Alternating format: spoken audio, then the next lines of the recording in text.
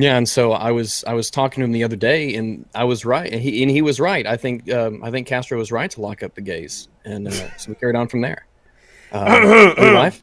So, yes, welcome Oh, hey. everybody to Fireside Chat numero 49. I think we were just trolled.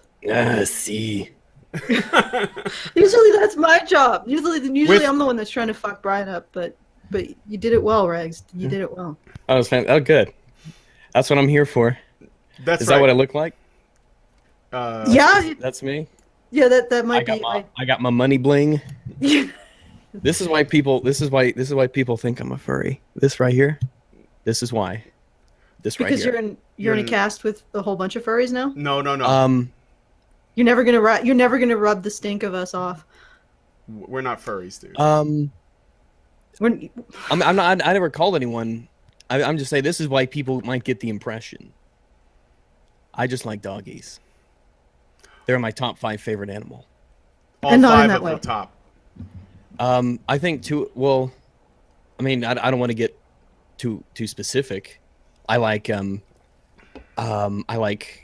gerbils and hermit crabs. I like some fish. I don't know. After that, it really starts to slide off. Okay. So these top 5 dogs, are they power tops? Are they? That depends on present company. All You know right. what? I'm fucking lost. I am. Try to I'm keep up, lost. Allison. I'm trying to keep up. It's man talk in a sense. Yes, don't this worry. is. It's This is it's my feeble women brains can't handle the speed at which this is moving. It's my locker God. room. It's just locker room talk, Allison. Locker Okay. room talk. All right. kennel talk. It's a thing. So, yes. So we got Rags. You are a YouTuber that makes videos about gaming and stuff. Alleged YouTuber. Yeah. Alleged YouTuber. Yes. Why do you make videos, man? What's It's the just point? a side hobby that I enjoy. What's the point? Yeah. Oh, what's the point of it all, really? What is the point of it all? What's the point of it all? We're getting existential and we're only a couple minutes in. I understand. We might want to Welcome to Honey Badger scale Radio. up to to this point. First Yes. question. We First answer question's your the deepest toughest. philosophical questions. We have no degrees. You don't need them. No one can tell if you have a philosophy degree or not. It doesn't matter. It really you could tell people if you do. It doesn't change anything. No, I don't actually have a philosophy degree. If you had 5 people talking about philosophy and you said point out the ones with philosophy degrees, like you couldn't fucking do it. I have taken undergraduate philosophy, but I don't have a philosophy degree. What'd you learn? Sorry, Sorry, what'd you learn about yourself? I think I took it before all of that shit came rolling down the hill from the humanities department, and so I just learned the base, like the typical philosophical, the greats, Nietzsche. Bleh, I can't pronounce anything. Nietzsche. That's his Spanish half brother, isn't it? Yeah, that's awesome. Thanks. Leche You're gonna have con fun with leche. me. My name is Federico Nietzsche. I leave lots of openings. Feel free to, pile drive right in. But yeah, so I just learn the basic, Schrodinger's I'm taco. littering. Yeah, I'm just gonna sound like an idiot now, Mhm. and spiral down worse and worse and worse. But yeah, just it didn't teach me anything about myself. No. Not really, and it wasn't really about that. It was about. Is I'd it have about to the say the history of best. philosophers or about philosophy itself? I was about both. I would say the best part was probably the logic. That's the stuff that I liked the best was predicate logic and all of that shit. So How to it's a fun- debate and argue and reason. No, actual literal logic, not the Like, debate. oh, logic. literal logic. Yeah, like yeah, Mm-hmm. stuff that I don't remember anymore. So don't prod me anymore, man. Stop Okay. it! Stop it! My lady brains, they're just a quivering. Well, we got the lady quiver, and we'd better move on. All right. Well, yeah. So philosophy, it's the thing that you take that teaches you that we could never know anything ever. So it's kind Well, of you can know that pointless. you exist. Well, that's it, really, isn't it? Yeah, I suppose I didn't take it. I wasted my money on different degrees. I didn't either. Like what? Art. Art. Yeah. No, I took years of art, and all I got was this Doge pick in this podcast. You made that? That's more than more people did. No, me? Oh hell no! I got someone else to draw this shit. Oh, okay. Oh, well. So you need a degree for that? No, I didn't. Well, I almost did. I didn't though, because I want to eat. But yeah. I did a year of college, but I went to a really good high school, and I didn't learn anything in college. So I got a job and made monies, and now I'm gonna put monies on this thing because I haven't actually made money from this YouTube business yet. Because as I alluded to before, it literally in every sense of the word, it was just a side hobby that I did on the side, not in the and it just kind of grew into something that beautiful or atrocious depending on who you ask. Who would consider it atrocious? Let me see. Let me go through my block list on Twitter. Not mine. You know what? I have one person blocked. It's a robot, so it's not even really a person. Let me unblock them just out of principle. You bigot. Robots. Not all robots are not people. The robots can also be people too, I think. If they identify as such.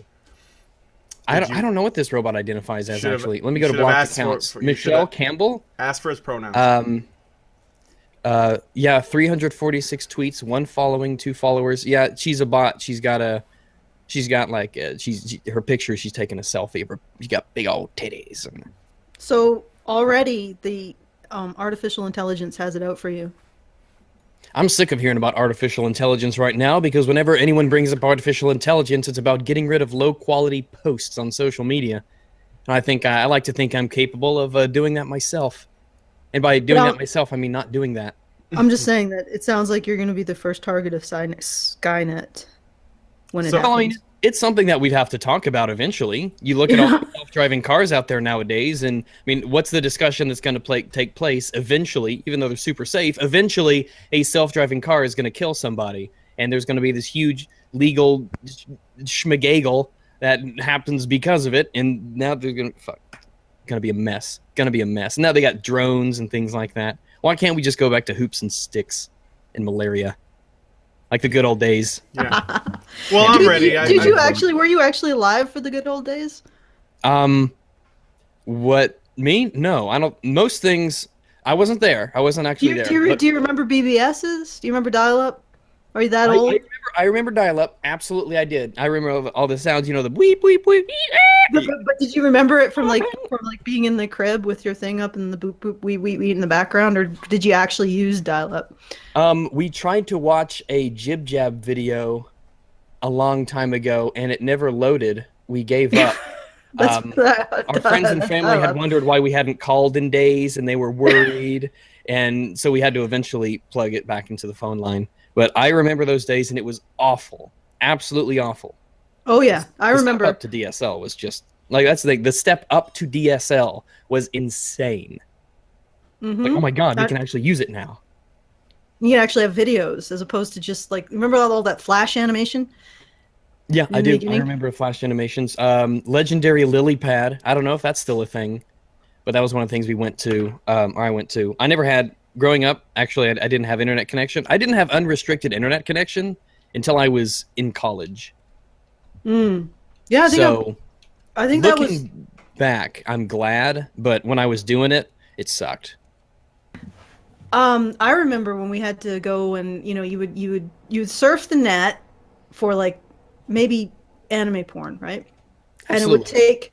it would take 10 minutes for one image. And it would be line by line by line by line by absolutely. line. You'd see the hair, and it's anime, so the eyes would be loading for 3 minutes of the 10 minutes because it's anime, and then you'd see the pencil thin neck, and then you'd see the Oni-chan box pop up on the side in the hearts, and then you'd get down to the goods.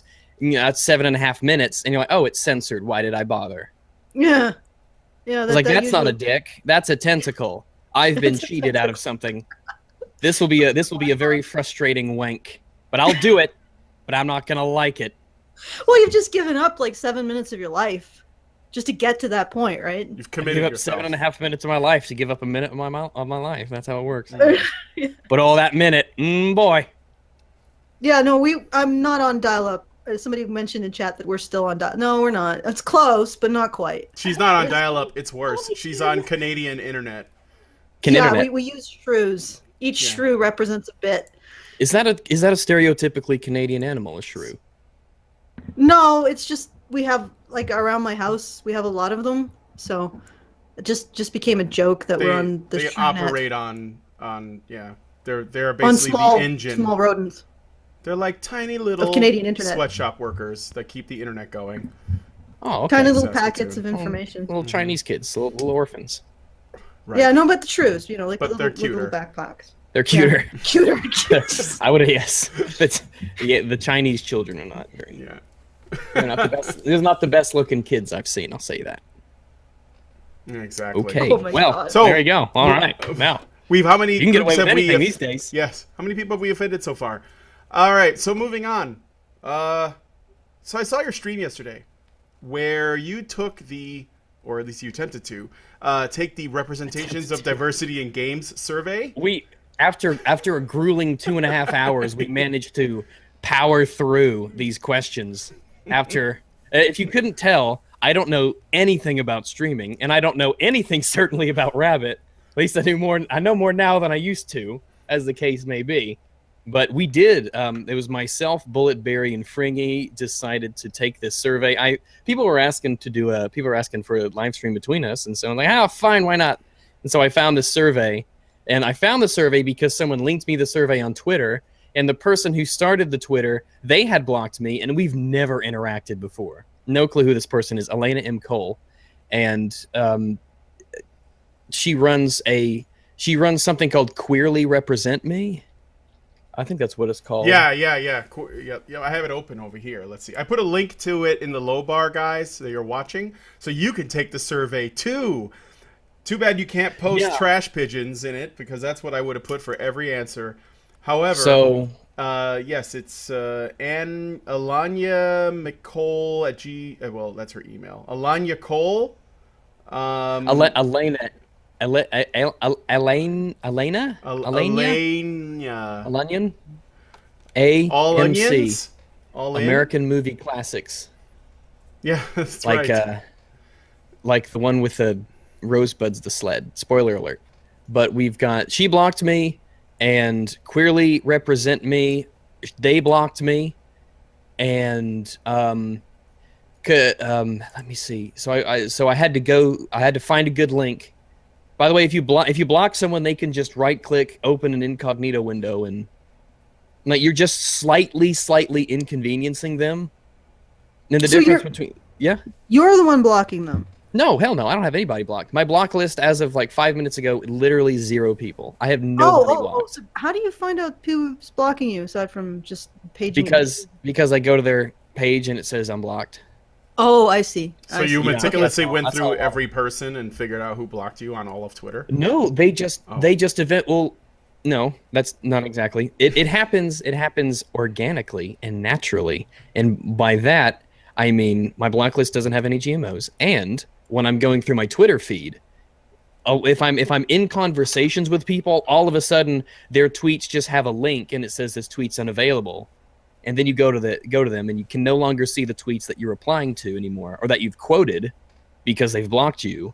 And if you want to research into who these people are, and you go to their Twitters, which is a good way to find out who they are really quick, they will have blocked you. So it just happens, and I've got a lot of people who send me stuff. So have you encountered the block list yet? I'm not quite sure what it was originally called, but it's a gigantic block list of all the. There's I think it was Randy. Was it Randy Harper? Yeah, Randy Harper made the block bot, and I made her list too. I was like, yes. Yeah. Do we have a link? Maybe Rags has made the list, because I remember when this first came out, and I looked at the block bot, and I'm like, I had a Twitter account. I never even really tweeted, but I was on the first tier of Randy's block bot before I even tweeted. I'm like, wow, you really fucking. Why would you even know who the hell I am? and yet I'm on your first tier as most blockable. Well, it's because Anyway. you're a piece of shit sexist, obviously. But Well, for definitely, oh, yeah, but it might be a Badger thing. Let me. Well, no, yeah, it might be, but I actually was blocked as Typhon Blue even before I did HBR, I think. Oh, well, I'm of course blocked by Steve Shives, of course. Who isn't? Yeah. Who is he? I think no, I know who he is. I was asking who isn't blocked besides his wife, who probably has him blocked, but he doesn't have her blocked. His wife hasn't given him permission to block her yet. Yeah, exactly. That's how their relationship works. Yeah. And I got blocked by him. All I did was tweet him. All I tweeted him was, I don't agree with some of the things you say. I think that verbatim was what I said. And I took a nap, and by the time I woke up, I was blocked. I get blocked by a lot of the people I do videos on. They'll block me. I get blocked by all sorts of people that I quote or talk to. There was someone today that I got blocked by. They were talking about Horizon Zero Dawn. Jen Locke blocked me. That's great. Jen Locke she's a writer on a Xbox propaganda site called ICXM. And what she did was she wrote an article on ICXM that basically said why stopping Obamacare will hurt game developers. What? Yeah, because that's totally how it'll work. As someone whose parents run a small business who had to literally fire every one of their employees when it got started because they couldn't afford to have them, it was pretty bad. It's pretty bad to hear that stuff. But she wrote a story about how, let me see here. Let me throw the real quick. Affordable Care Act repeal will negatively impact game developers, even though, to my knowledge, Obamacare is extremely bad for small businesses. It's the big businesses that can handle it. So all those indie devs, they're probably not too happy about it. But I basically, because it's an Xbox site, and so I was like, hey, you're shilling political propaganda on a game site as a journalist, and then I'm blocked now. Long story short, because that's what you do. Congratulations. Yeah, oh, absolutely. It's like a badge of it's really is a badge of honor to be blocked by a lot of these people because they just can't handle you. And it illustrates the difference between blocking and muting. I have a lot of people muted, the trolley types, people who say the same thing over and over, people who just there's nothing interesting about anything that they've said. And this guy was talking about how Horizon Zero Dawn was better looking than any PC game and stuff like that, and how it's unique and there's nothing like it. And I was like, really? There's nothing like a third-person action-adventure game? And he's like, oh, fuck, you're salty, fuck you. And then I ended up blocked. But such is my life. Such is my life. Do not feel bad for me. Please, do not feel bad for me. It's wonderful. Oh, well, I don't. I don't feel anything for anyone. I can't actually find the block list, so I can't determine where Rags is on it. Yeah, I can't find it either. I mean, to be fair, it's actually very frustrating. I stopped looking really fast, but I did for a second. Yeah, so. I'm a little more spurgy than you. I'm certain that word will eventually spread that I am a persona non grata in those circles, and I mean, especially with Elena M. Cole and the Queerly Represent Me and stuff. I'm sure that this person, because everyone knows each other in those circles of those types of people. So eventually, word will get back, and I'm sure I'll get put on the list.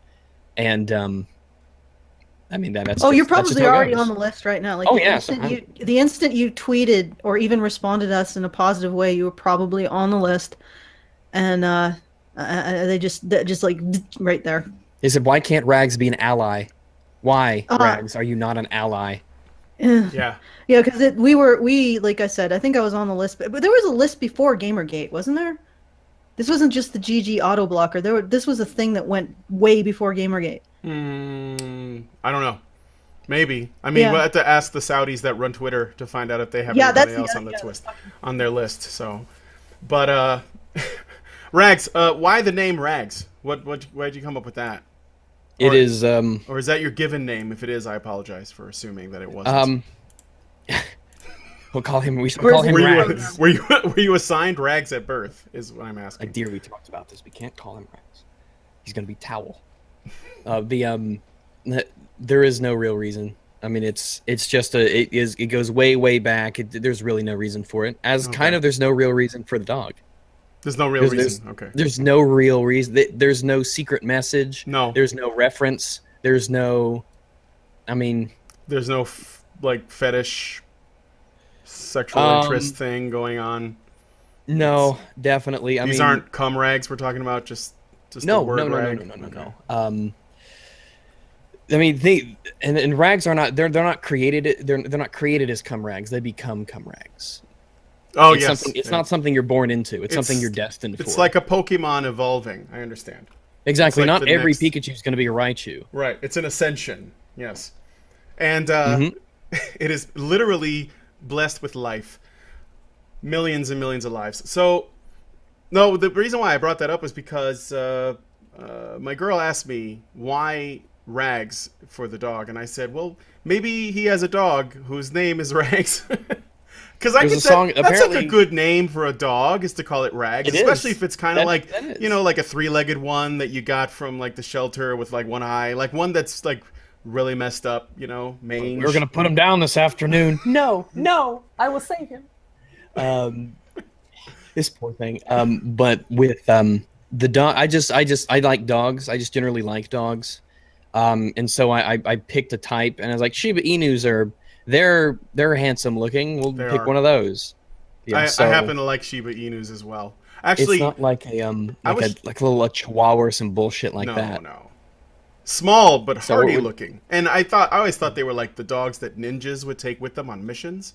So I could just see that, right? Yeah, they are a Japanese breed of dog. Yes, like the Akita. Exactly. Yeah. So. I actually was because I love dogs too, and I have like a mutt here next to me. But for a while, I was looking for Shibas. Whoa now. It's not derogatory. She likes knowing that she's a mix. She is. She's. We're podcasting, mate. She's a mixed biracial dog. What's wrong with that? But Oh, I got you. Yeah, she's biracial. She's more progressive than the average dog. So. What two races? Pointer, Pitbull. So is the closest estimation. It's difficult to nail down, but from what that's what I've been able to gather. Yes, bull point. Or sure. Point bull, whichever you prefer.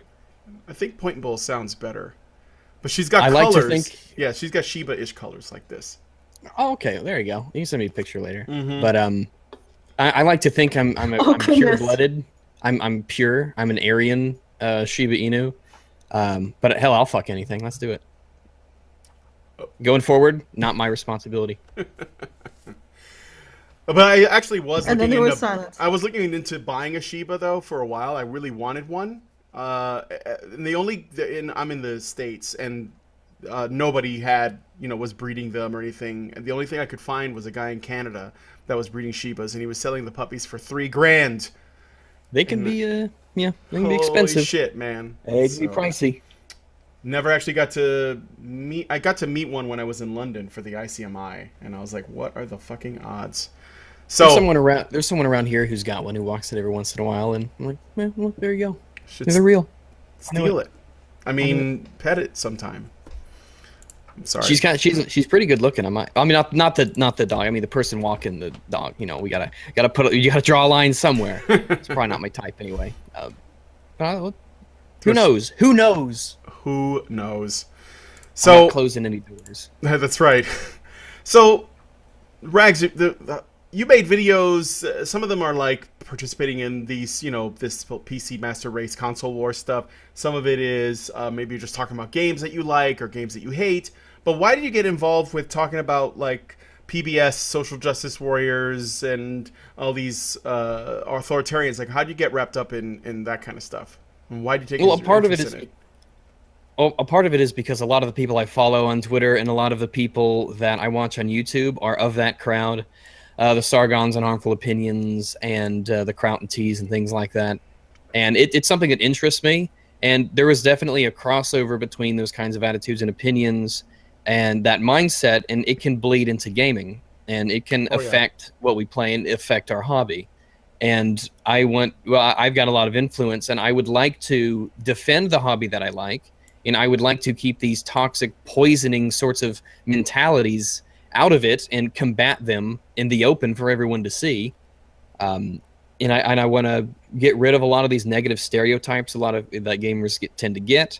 I want to ensure that developers have the most freedom to do and say whatever they want, or to create whatever kinds of narratives and adventures and creations that they want to put together without feeling that they got someone breathing down their neck, or they're not allowed to do it, or they're not doing it right, or that makes them bad people.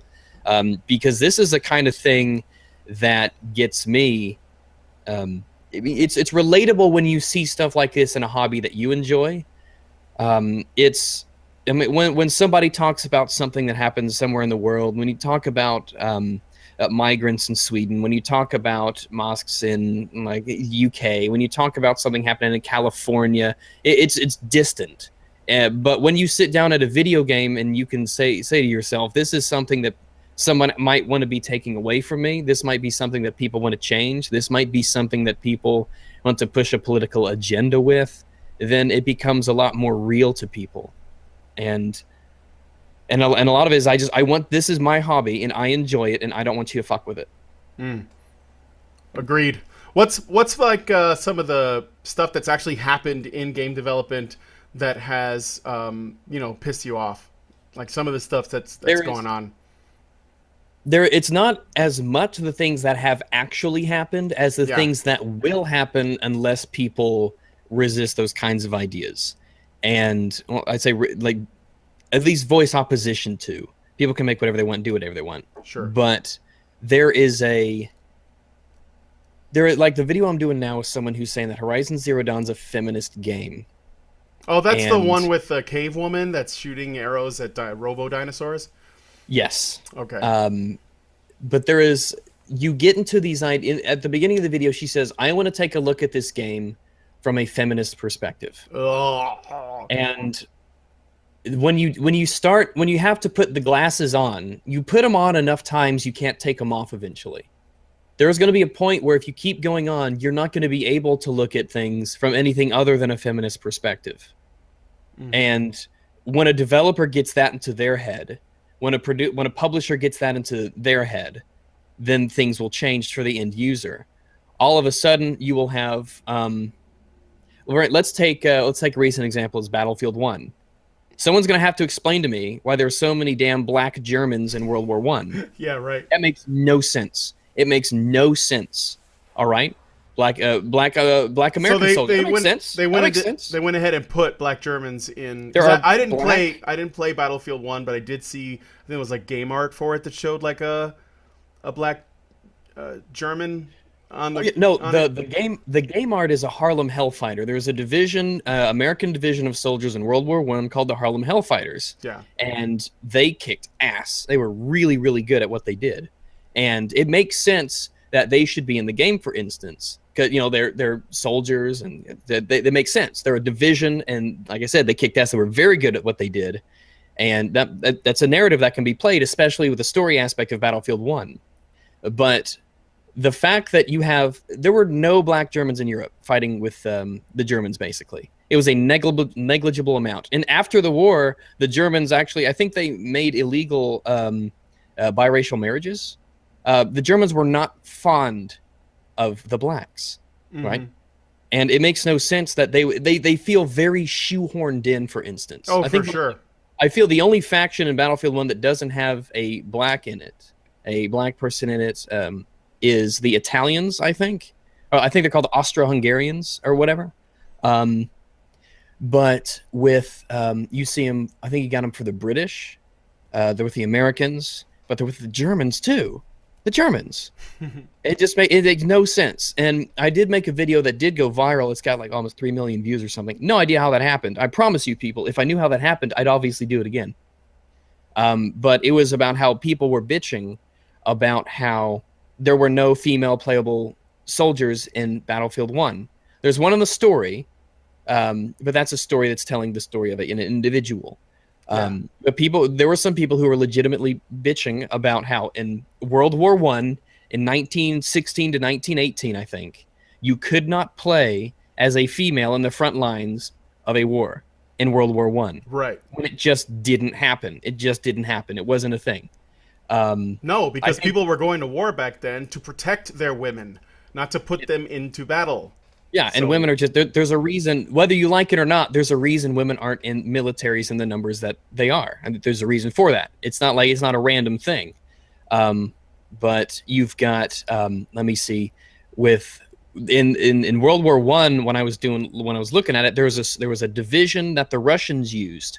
It lasted only about a year, and they used it for propaganda value for the most part. Even though I think in battle they did okay. But it was about 5,000 women that the Russians used, because leave it to the Russians to be that progressive. And like I said, it only lasted for a year. They had they saw limited combat. It was only on certain fronts, and it just was this tiny, tiny little thing. And that's the best. 5,000 out of the millions and millions and millions who participated in the war. But when you have people trying to push inclusion as a necessity, or as not even as a necessity, but when they push inclusion as almost like a moral imperative, then you have designers who feel pressured to stray from their vision of what their game should be in order to satisfy that. And as a result, it can hurt the immersion or the realism of stories or games that they make. It stands out. It stands out like it a does sore stand fucking thumb. Absolutely. If you're running around in a World War I game, it's easy for you to take elements of a World War I game and accept them as reality, even though they're not obviously true. Respawning, for instance, the fact you can get shot and someone throws a health pack at you and now you're good as new. Things like that, we've seen enough. We can accept those as reality.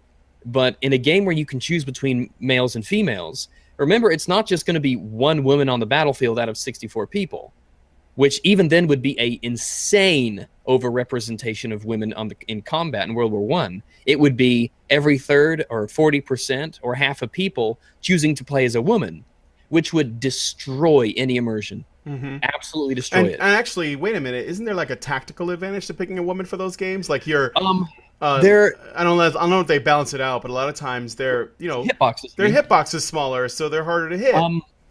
I think in DayZ that's the case in a very minor way. In some games I think maybe, but for the most part they tend to make them close enough to where it's not an actual deal. But there are games where there's a statistical difference between choosing males and females. There's Mountain Blade Warband, for instance, which is a game that has some historical merit to it. Obviously, there are disadvantages of being a warrior who is a female in those times. Your renown, for instance, in the game will affect how you can join factions and things and rise in ranks. It also changes your statistics. In Dragon Ball Xenoverse, there are statistical differences between males and females also. Really? We all know in Massive... Yeah. Oh, I played a Namek in that one, so I only had one option. But yeah, I didn't know that's very progressive of you. Oh yeah, well, but who needs see? You can't even assume the gender of the Namek. I was just a Namek. Yeah. So in games like Mass Effect, the romances and love interests that you want to pursue among your crew members, that will be determined by what your gender is. Because Garrus Vicarian, for instance, he is only into chicks. So if you want to bone Garrus, you got to be a lady. He likes the lady bits. Right? Yeah, right. And so that's a decision you have to make. In Mass Effect, like in the first one, for instance, you have to choose to sacrifice one of your crew members because you can't save them both. And one of those crew members are both romantic options, but you can't pursue both those romantic options at the same time. So a lot of people's decision will be based solely on, I'm trying to have a romance with this one character.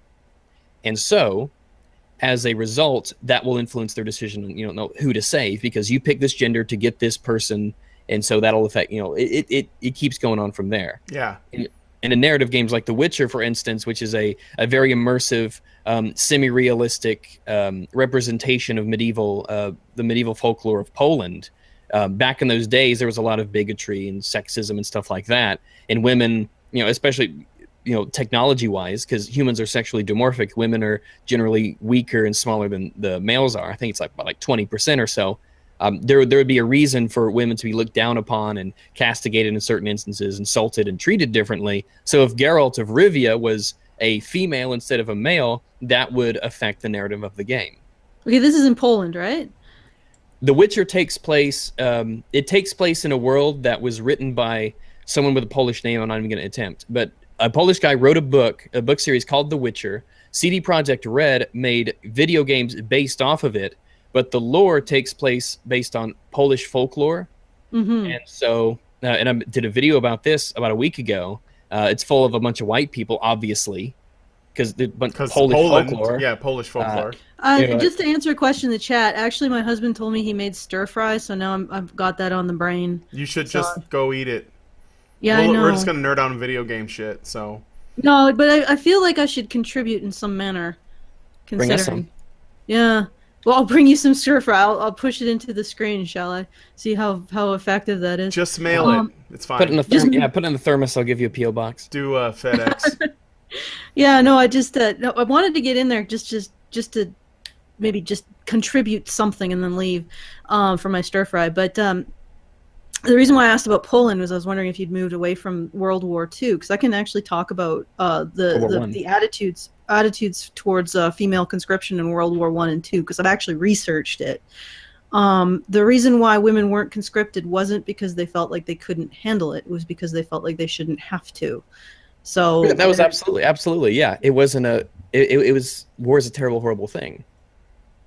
Yeah, well, it was a terrible, horrible thing, and they didn't want to subject women to it. And if you read the minutes from them discussing conscription in World War II, this is exactly the reason why they did it. And they actually said, it's not because we don't think that women can't do it, it's because we think women shouldn't have to do it. Yeah, we don't want them bleeding all over the machine guns. I mean, dear Lord. Yeah. Well, we don't want them bleeding, period, from holes other than the ones that God gave them. From wherever. Yeah, from wherever. So it's like that's I just wanted to put that in. There is a level of gynocentrism that occurs in Western civilization.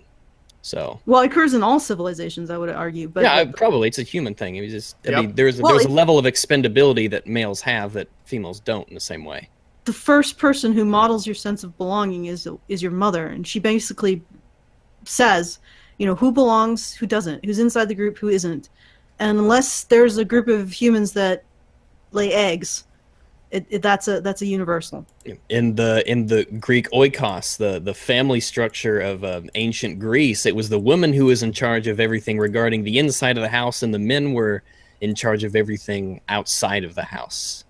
So it was I mean, you see that pop up all over the place. Minoan culture, for instance, had a very big female aspect of it that you don't see in a lot of other places as well. But yeah, well, but before I leave, just the crossover with because that prepare yourself. This might be shocking. We do a lot of men's rights. Okay.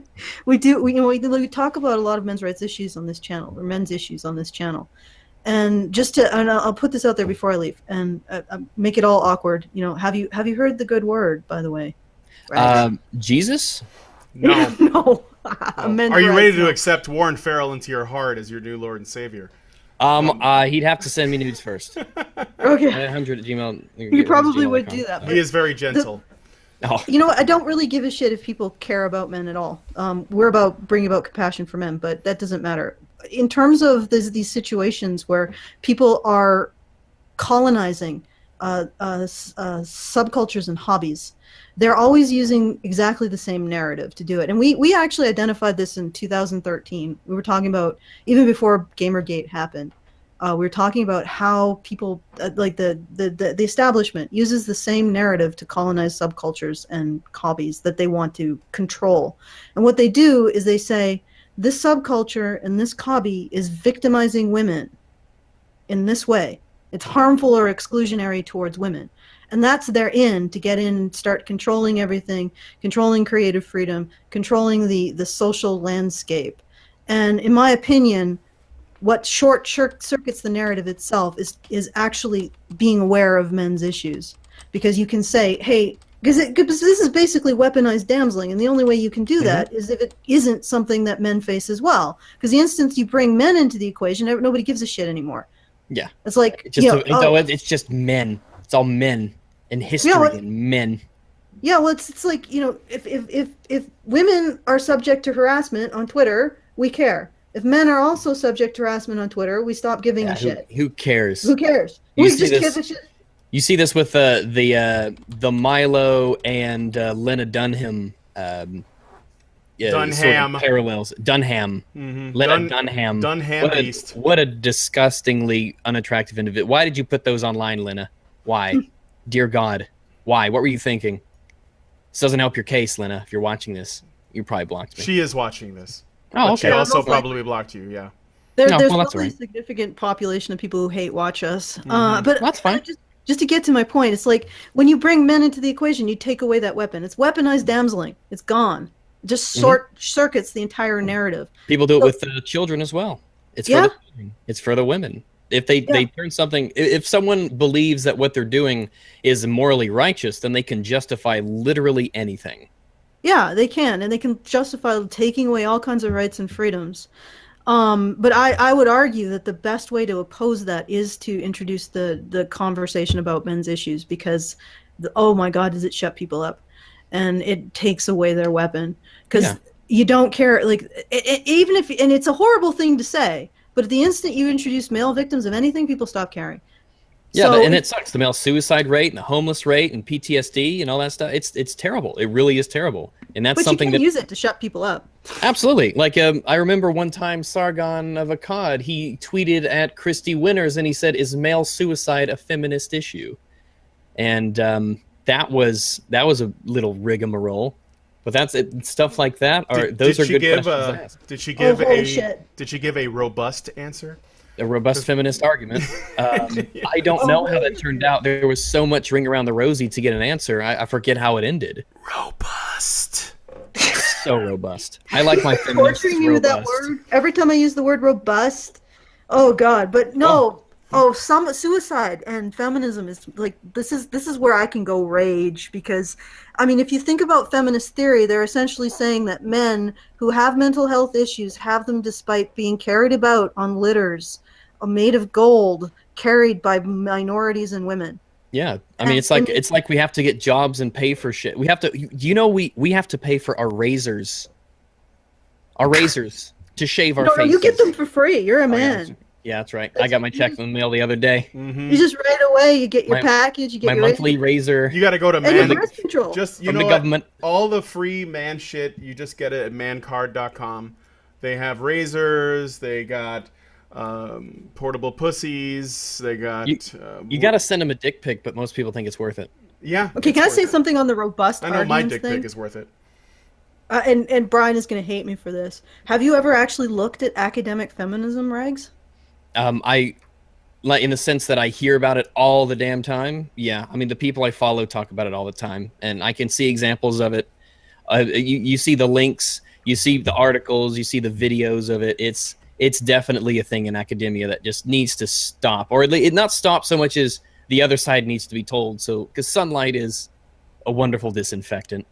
Yeah, well, what I was going to get at is that they say that academic feminism is robust. Very.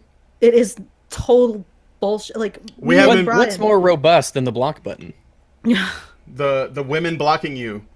But the discussion of how sex banks, or sorry, not sex banks, sperm banks oppress women, that's robust. Yeah. Yeah.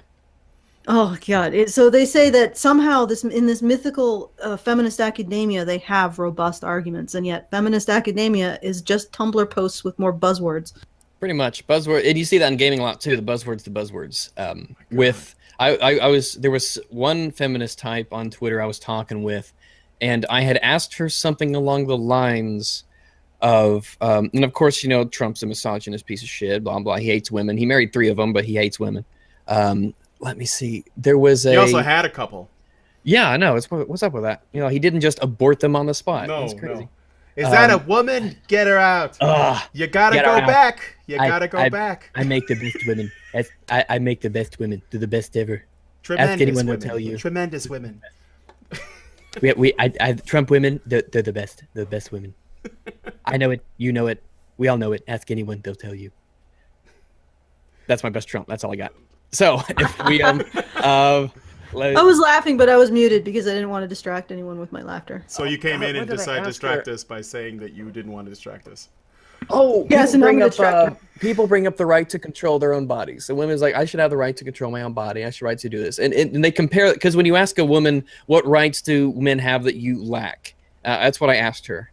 And because I wanted to, because it gets into what is a right, what isn't right. And she said, I don't have the right to control my own body. It's a bunch of men deciding what I can do with my body. It's like, well, that's because you decided to make this a federal issue. And politicians are mostly men. Right, that's something mostly men go into because that's what mostly men choose to do. And it's also what women. It's also what mostly women voted for, since they make up the majority of voters.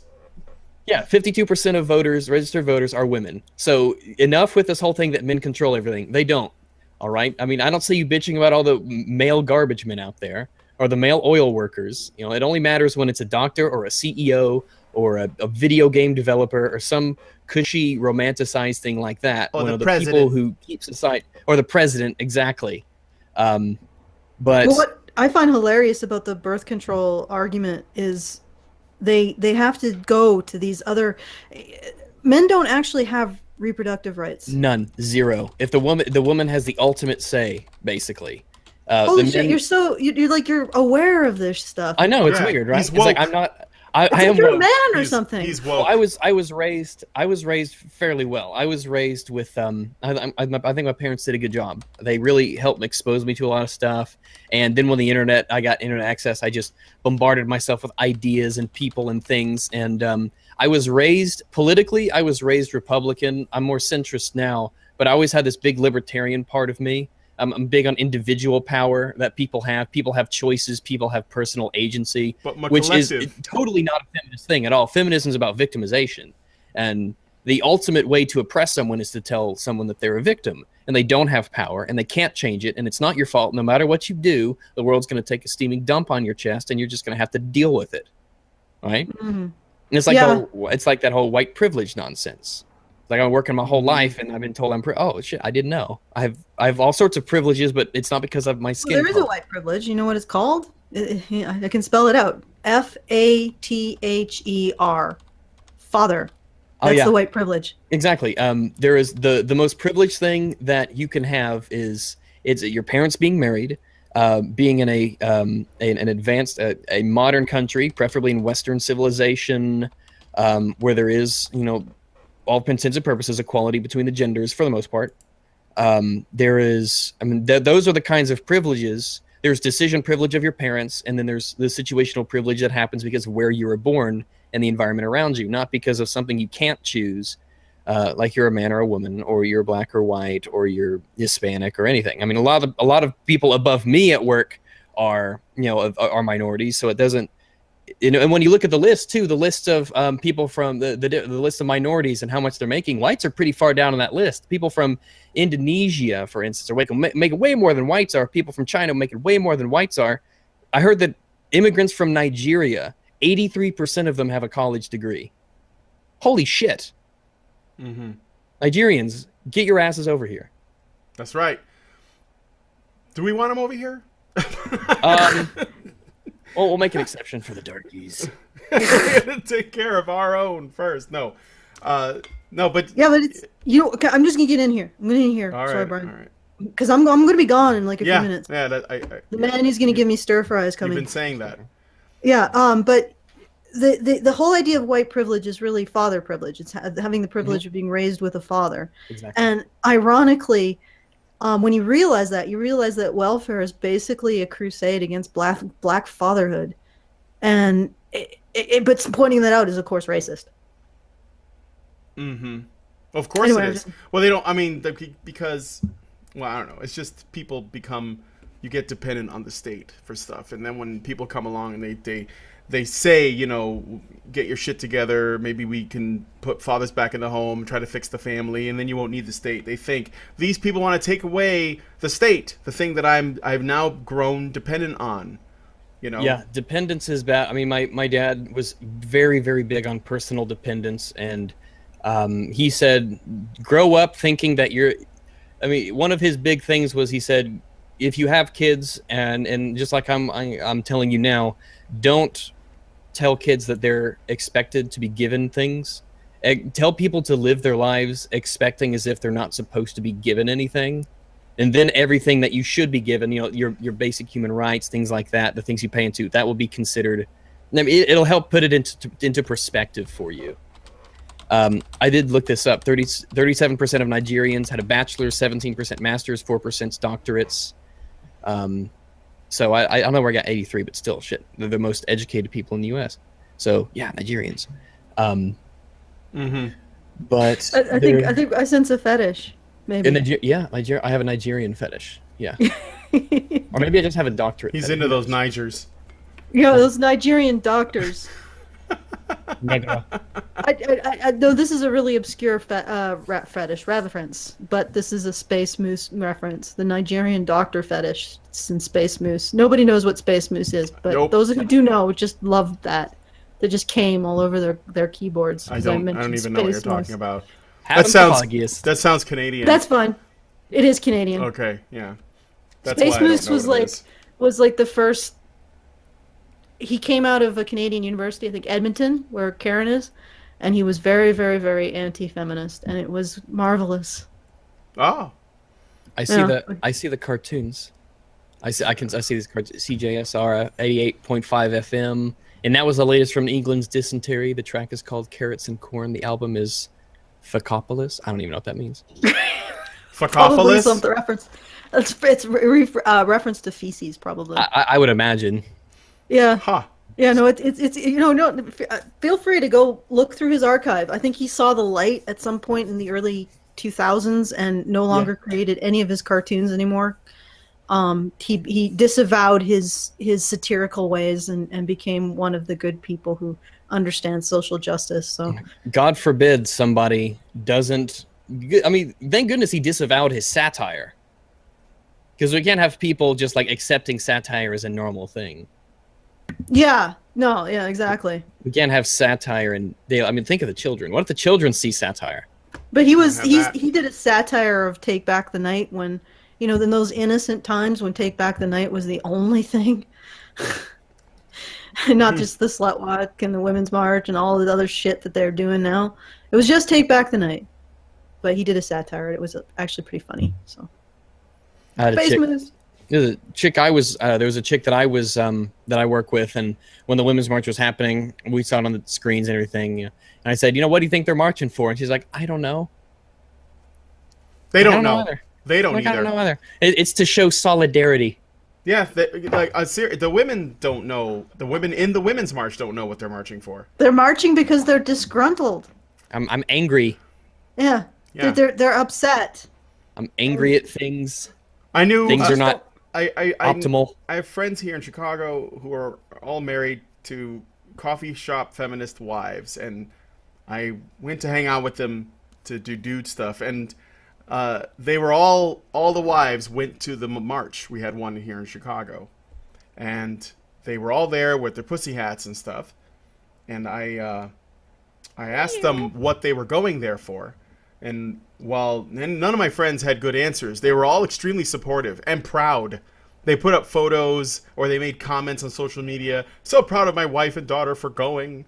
They're so brave. And I'm like, why? Are they going towards is there a machine gun nest downtown? I mean, maybe in Chicago there could be, but not where they're going. Not in the part of Chicago that they're heading towards. No. Cover up your faces, you whores. You don't want the men to rape you. I found this fucking remarkable. They're so proud. They're brave, and yes, they're proud of their wives and daughters, and they're so brave for doing this. And I'm like, doing what? You know, braving possible mild dehydration, Brian. How is it brave? No, it was actually relatively temperate that day, so I guess it wasn't that cold. But it was colder in Chicago at that time, because that was January or something. I don't even remember. No, it was around the time of the inauguration. That's right. It was actually not that bad in the city.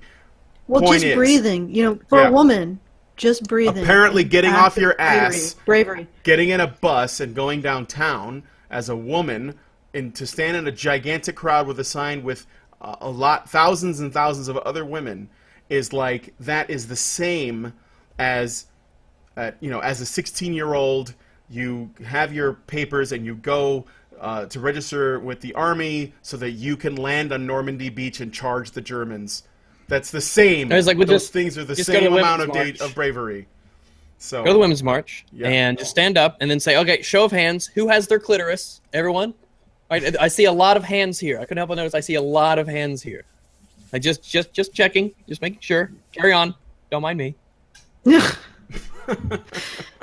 Oh man, just so brave. Just to say something everybody already agrees with, and you won't be chastised for it. So brave. And yet, if any guy, any man actually says anything about the situation, like any kind of vulnerability, he's immediately whining. And they can go. Bravery is doing what you think is right in the face of opposition, not surrounded by everybody who thinks that the same way you do. Absolutely. They can go and they can whine about something, and they don't even fucking know what they're whining about. They don't even know. They have no fucking clue. Okay, well, what are your concerns? I'm just vaguely disgruntled with the state of everything. Yeah. If the worst problem in your life is that you have to pay for your own abortion, I'd say things are pretty cheeky for you. Yeah. If it's brave, they're mad because there's a guy who said something that guys always say to each other in private, and it happened to get recorded. And if you're a guy and you've never said anything like that, I fucking hate lying. that. When that shit came out, everyone's like, "Oh, this will kill him. This will destroy him." It's like, come on, seriously, people. What the hell? This was like 12 years ago or whatever. Yeah. And he was on a bus talking to his jock friends, and someone sent me a picture of how I said, Donald Trump's not misogynist. He's just an old man. He's like, he doesn't hate women. That's ridiculous. And someone sent me a text picture of the quote, and it was saying, "The President of the United States." It's like, first off, that's super disingenuous to say that. That's like saying, "Honey, I have to go take a shit," Barack Obama. Like, don't tell me he hasn't said that. Right? It's disingenuous to quote someone as the POTUS when he said that X many years ago when he had no intention at all of being president. Actually, it's funny that you should. I want to just get this in because I know Allison wants to say something about how women are just as nasty, if not nastier.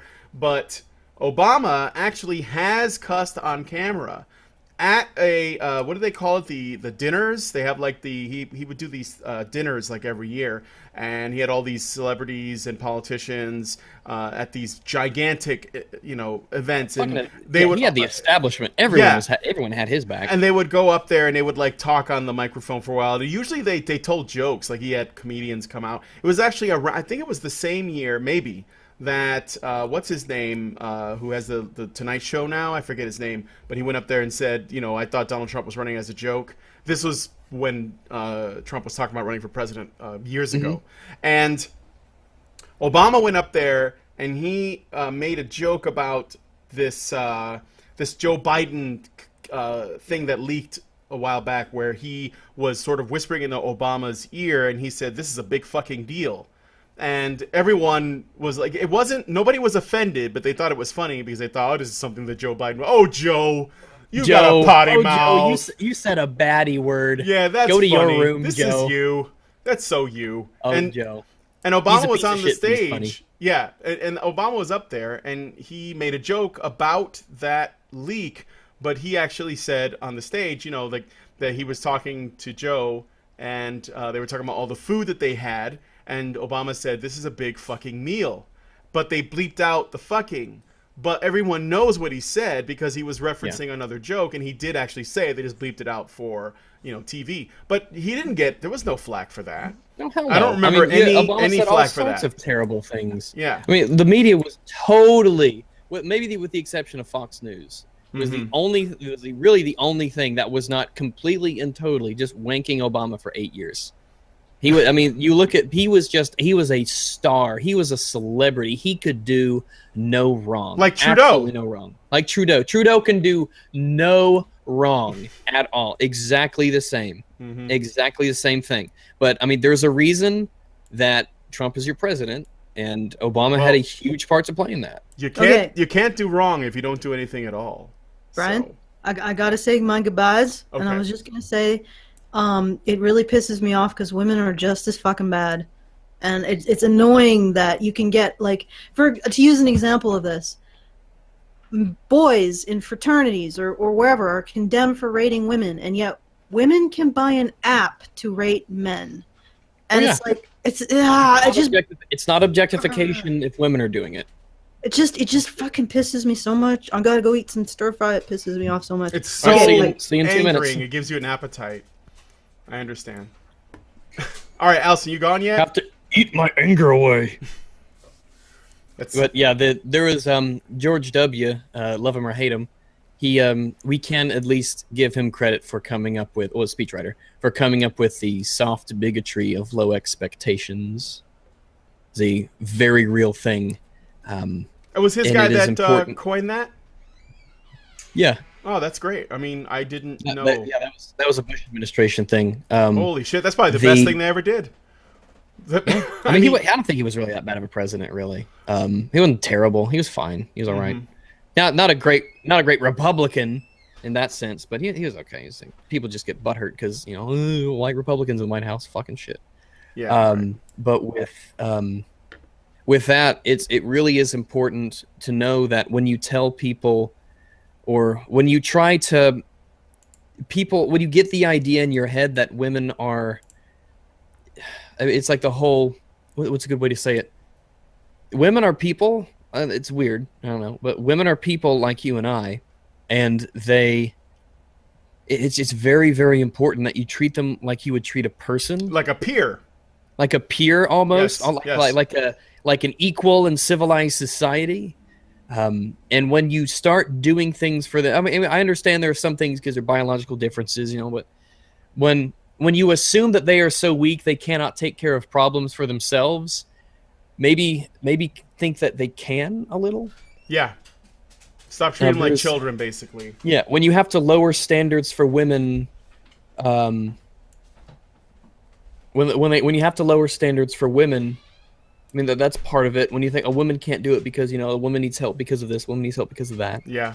Maybe they don't need help. Maybe they are strong, independent. You know, women that don't need no man. Yeah. No men. And I see this with I mean, that's why in games a lot of the times you can have males and females and they're statistically the same, because people understand that, yeah, obviously the woman looks weaker and she's smaller, she doesn't have the muscles that the man has, but, you know, she'll do the exact same damage with her melee attacks, and she can pull a bow as strong. By the way, strength, it takes strength to use a bow. It takes strength to use a bow. Archers were super buff. They're not these agile little flower thing. Okay. Your strength stat should determine your bow damage, not your dexterity. Yeah. But I blame Legolas.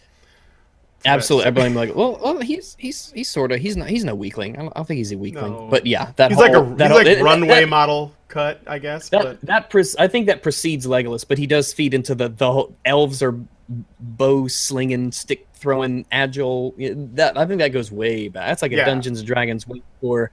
Hell, before that, that's a freaking medieval idea that the elves were the small people in the forest, and they're one with nature, and of course they use bows and they don't use things like that. Yeah, for sure. Well, you know,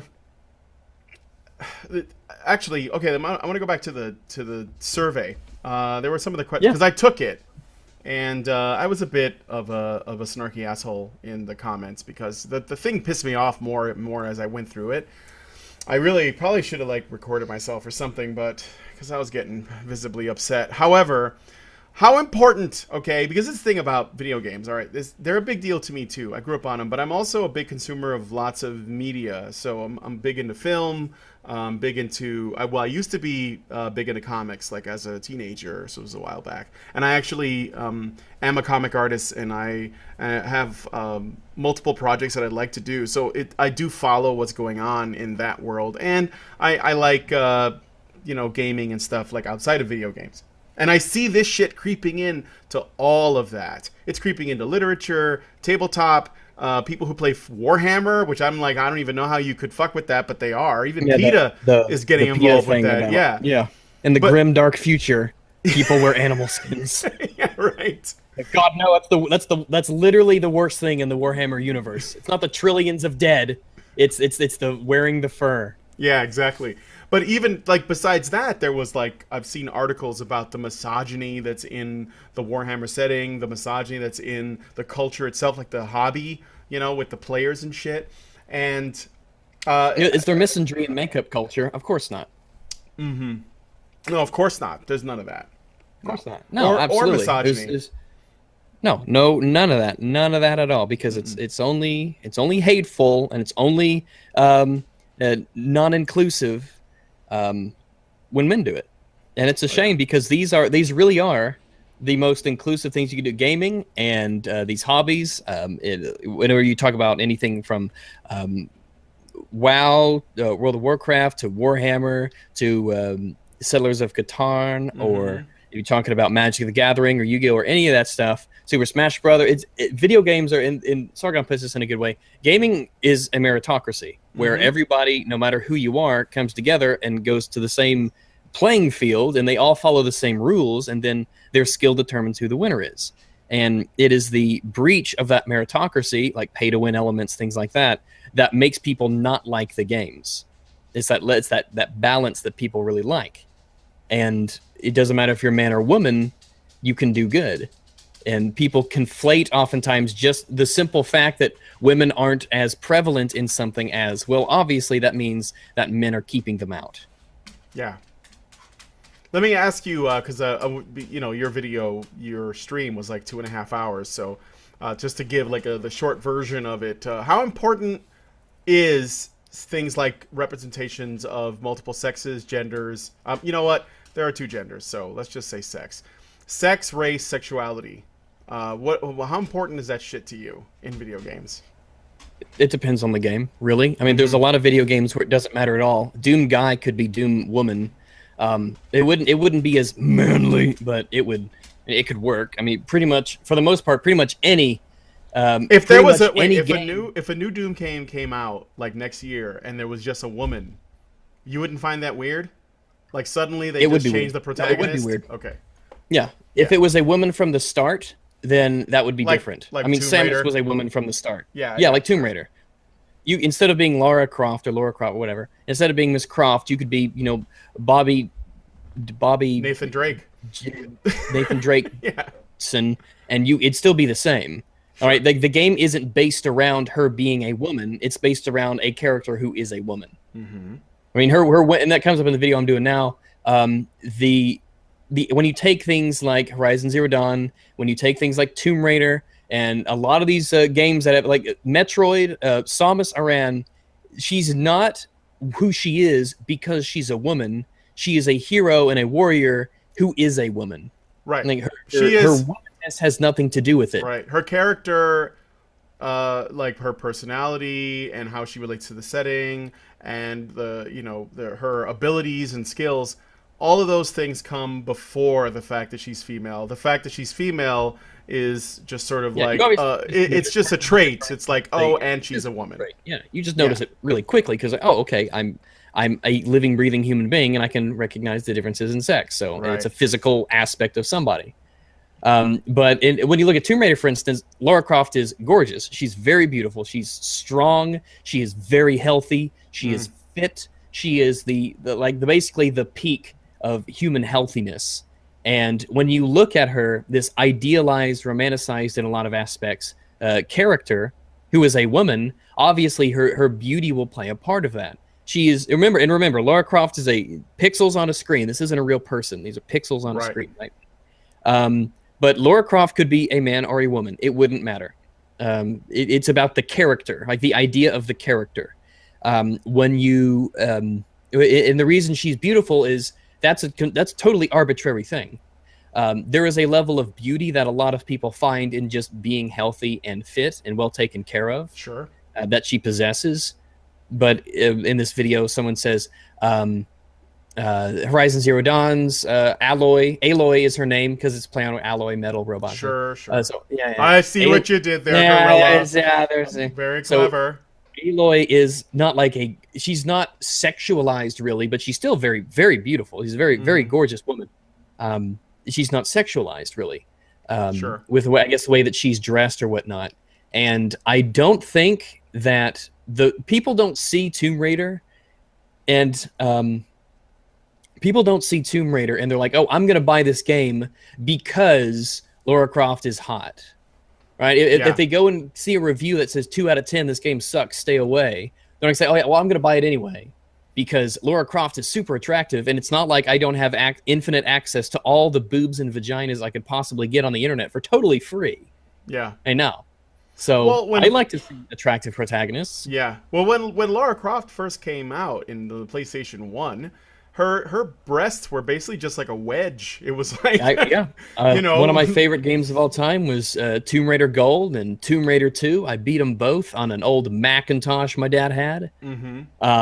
Those were and when I was growing up with, and that's what's so weird, because I can look back when I was a kid growing up playing as Lara Croft, and there really wasn't anything sexual about her to me. No. It was just, I'm just playing as a woman. There's nothing weird about this. There's nothing wrong about this. It's no big deal. It's not something I have to fret over. It's not even something, he's like, I'm just Lara Croft, and I'm shooting my guns and flipping and fighting monsters and picking up jade idols, getting secrets, and that was that. Falling to my death.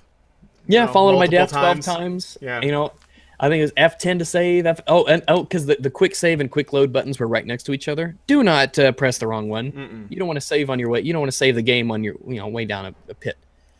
But yeah. So, and it's exactly right about Lara. She didn't even. I think in the first one she didn't even say anything, or at least very little. Very little. Yeah.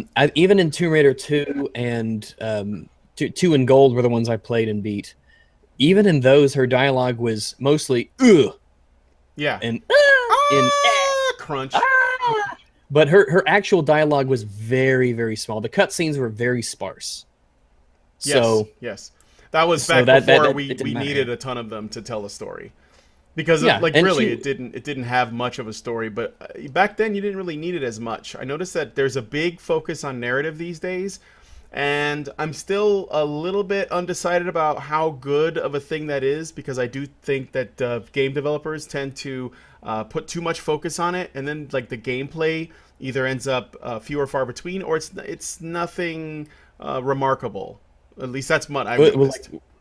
With graphics, in a sense. Yeah, with graphics, but mainly with like when they're, for example, a lot of the stuff that we're talking about, which relates to the importance of things like diversity. So diversity of gender, sex, race, sexuality, and even body types, which is something else that you pointed at when you mentioned Lara Croft. And I think that what that usually comes down to is when people play video games or they want to escape into a film or a movie, they're usually they want to see pretty things. So they want something idealized that they're going to interact with. And a lot of these games they're fantasy. They're not real, and they're very not real. And I really feel sorry for people who feel as if they must be represented by a character they play as in a game. Yeah, they have to see themselves. That otherwise, must be awful. It must be. Because you must not play anything. You must not play you must play 3 games, and they must suck. Yeah, but I mean, look at Overwatch. Which of the Overwatch characters represents you? None, because they're way cooler than you will ever be. That's right. Yes. Like there's no way you could ever measure up to any of the Overwatch characters. You could never ever be as cool as the Dragonborn or as one of the Fallout Vault survivors. You could never be as cool or as interesting or do the things that they do. And even with Geralt, for instance, this guy from the PBS game, his name is what's his name? Jamin Warren. He was saying people feel like Geralt represents them because he's a white male. It's like, fuck off. No, he doesn't. That has nothing. He's a freak in the world. He's a mutant. People castigate him because of it. He doesn't represent me. Nobody represents me other than me. It's when people say that I'm going to represent you on your behalf that people have a problem. Yeah. When Anita Sarkeesian talks about what gamers think, she is misrepresenting what gamers think, and by proxy, she is saying that I am saying something that I am not, or I think and do something that I do not think or do, and that pisses me off. Do not speak or get offended on my behalf. I am totally capable of doing that on my own. Yeah, and it's to comment on what you were saying. I'm Puerto Rican, and I don't see Puerto Ricans in no much. Idea. No, well, there you go. And I don't see Puerto Ricans in much media at all. Like, I don't see them in comics. I don't see them in video games. I hardly even see them in movies, except for fucking John Leguizamo and what's the guy that does that? He's like a character actor. There's a handful of Puerto Ricans. What I'm saying, fucking Mark Anthony, you know. But I don't give a shit. Like, I never cared. You know, when I used to read comics, I was really into the X-Men and the Avengers comics. And while I guess like the greater sort of, you know, concept behind the X-Men had something to do with feeling outcast and, you know, being marginalized as a mutant and all that shit, I never, even then, I didn't read it and say, oh my God, that's me. I'm oppressed and these guys are oppressed and it makes me feel like I'm part of it. I was just we like, could be oppressed together. Yeah. They represent me. Yeah. No, Plus, I was the like, X-Men sounds like a terrible transgender superhero squad. But exactly. also with representation, you've got white. I mean, what superhero represents me? None. I'm a white male. None of those people represent me. They don't represent any of that. I mean, Captain America represents American values or something like that. But you've got right. that's an idea. That's a lot of times they represent ideas, not people. Yeah, and you can have an idea no matter who you are. Mm-hmm. I mean, my favorite movie of all time is Masquerade, and there is not a white person in it because it's a South Korean film. Not a single white person in it. My favorite movie of all time. If you have to, I mean, I wouldn't want them to. How come you're not talking about how those movies, how foreign films aren't diverse? How come you're not? I mean, in one of these articles that I found when I was doing research on that Witcher 3 and racism video was this piece of shit named Tariq Musa, who said it's different basically when minorities do it. He's like, it's okay for minorities to change and tell people to change their culture because they're minorities, but if white people want it done for them, it's not the same. It's different. It's totally different. A complete double standard based on but what your skin color is, basically. Because it was talk about how Witcher 3 should make room for people of different races, which makes no sense at all in the game world. But he says, but people who are white say, he brings up the defense.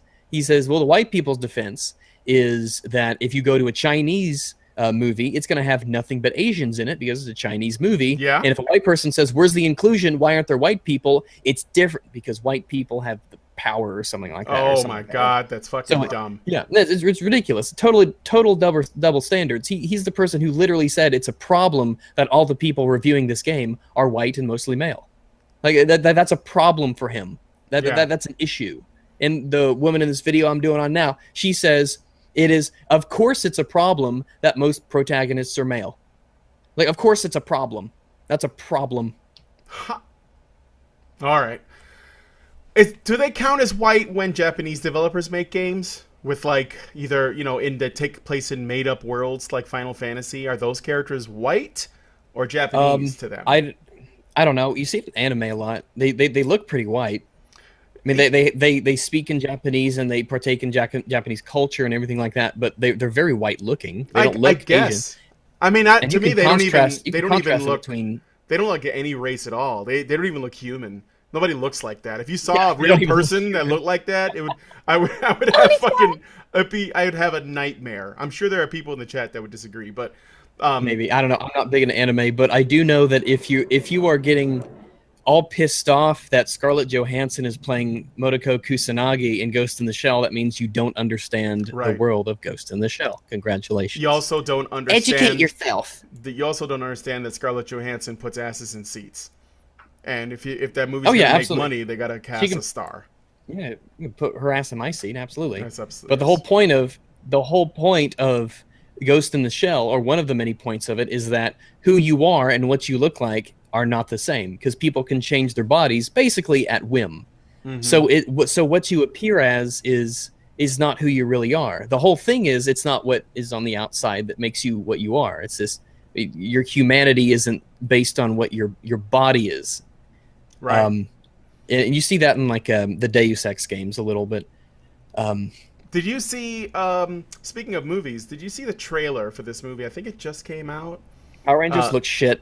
No, I wasn't going to say Power Rangers. That's not, I'm older than... We Will Rise?